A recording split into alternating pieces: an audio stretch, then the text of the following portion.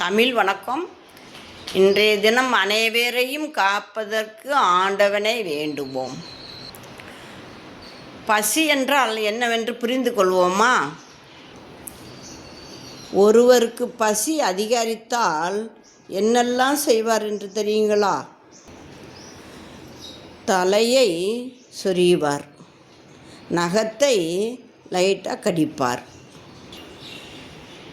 வேறு வழி இல்லாமல் லைட்டாக சிரிப்பார், சிரித்த முகத்துடன் பேசுவார், முதுகை குனிந்து ஒரு அடக்கமுடன் அமைதி காட்டுவார், கைகளை கட்டியும் கால்களை சேர்த்தும் பாதத்தை தழுவுவார். இவையெல்லாம் என்னவென்று தெரியுமா? அதுதான் பசியின் கொடுமை.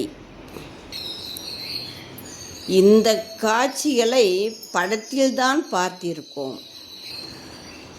அந்த காலத்தில் நேரடியாக நடந்த காட்சிகள் இது.